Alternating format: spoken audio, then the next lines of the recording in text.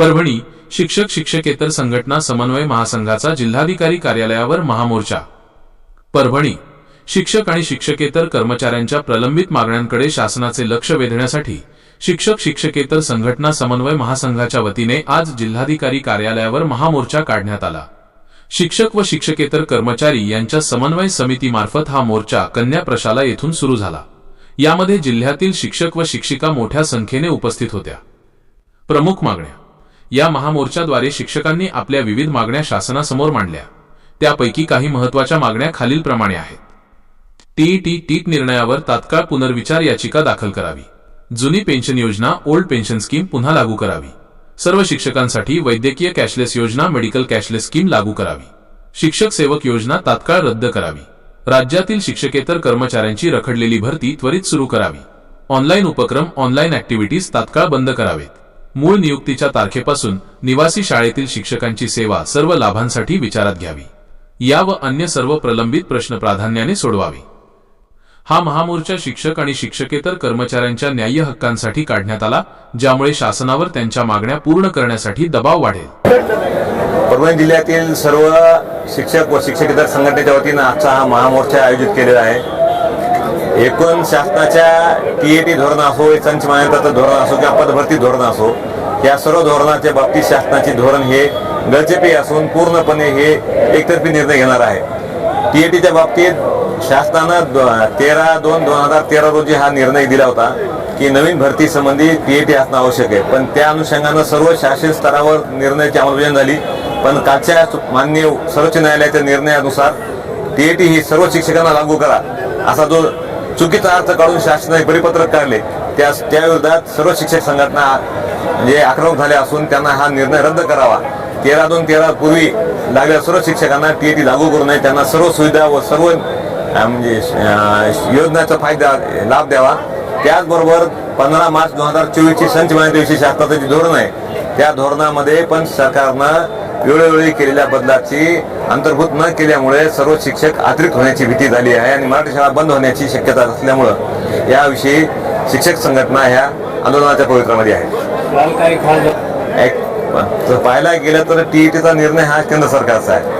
2009ला शासनानं ज्यावेळेस RT act लागू केला आणि महाराष्ट्र शासनानं 2011 हा याची अंमलबजावणी सुरू केली, त्याच वेळेस टीईटी असणं अनिवार्य होतं। पण ते कोणासाठी होतं अनिवार्य? की ज्यांची नवीन नियुक्ती होणार आहे त्यांच्यासाठी। पण सरकारच्या त्या धोरणामध्ये मध्येच काहीतरी आमूलाग्र बदल केला आणि सर्व शिक्षकांना लागू केली, ती अन्यायकारक आहे।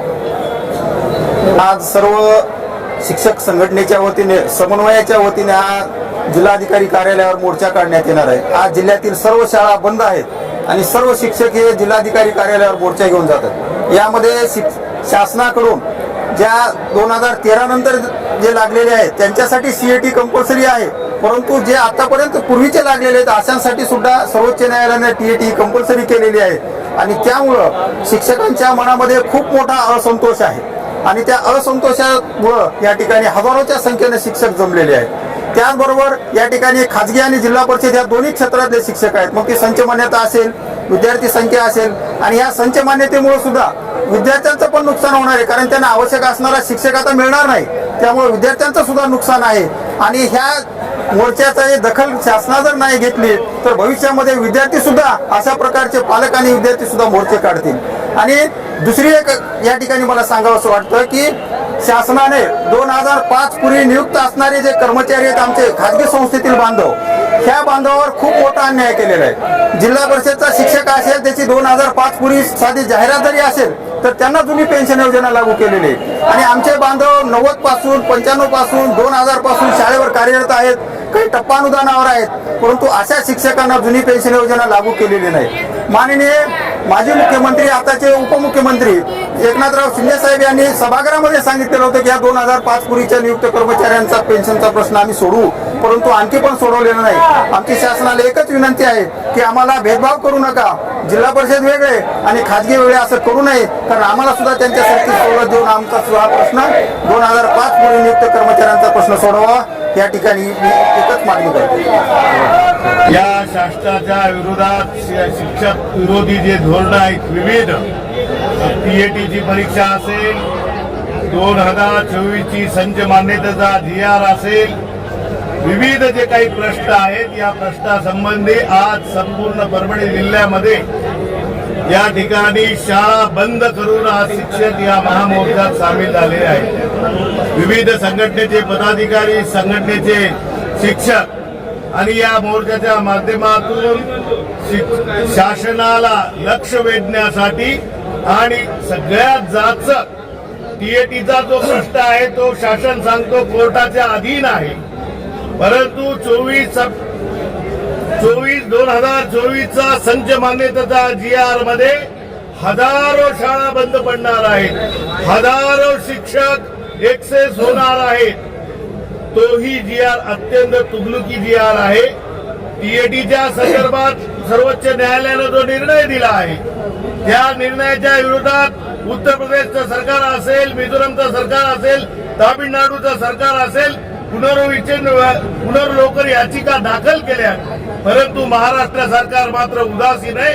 ह्यांना अदानी अंबानीच्या हातात सगळ्या शाळा देऊन शिक्षकाला घरी बसवायचं हे धोरण त्यांचं आहे. म्हणून या मोर्चाच्या माध्यमातून महाराष्ट्रामध्ये शिक्षक सेनेचे राज्य अध्यक्ष शिक्षक आमदार जमो अभ्यंकर हे मुंबईमध्ये या मोर्चाचं नेतृत्व करत आहेत आणि परभणी जिल्ह्यात सगळ्या संघटनेच्या वतीनं या ठिकाणी हे आंदोलन आजचा महामोर्चा आहे. या महामोर्चाचं जर लक्ष याची जर नोंद घेतली नाही तर पुढे पूर्ण शाळा बंद करून शिक्षक आंदोलन विविध प्रकारचे आंदोलन करतील या मोर्चाच्या द्वारे इशारा देत आहोत आम्ही.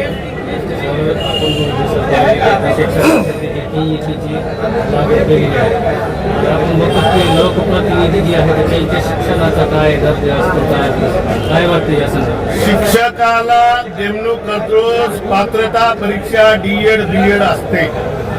त्या पात्रता परीक्षा मग कुठलंही डिपार्टमेंट असो, लोकप्रतिनिधी, खासदार, आमदार यांना कुठलीही पात्रता नाही आणि त्यांना पेन्शन आहे, त्यांना सगळ्या गोष्टी आहेत, परंतु शिक्षकाला विनाकारण टीएटी आरटीईच्या माध्यमातून 2013 आरटीए नुसार टीएटी पात्र शिक्षकांना नोकरी हे आम्ही स्वीकारलेलं आहे. परंतु आज 2000 पासून 1995 पासून कार्यरत शिक्षकांना ही टीएटी कंपल्सरी करण्याचा घात या शासनानं न्यायालयाच्या निर्णयाचा एक दुचाकी अर्थ काढून ही परीक्षा लावलेली आहे. आमचं एवढंच म्हणणं आहे की टीएटी परीक्षा आम्हाला आवश्यकता नाही.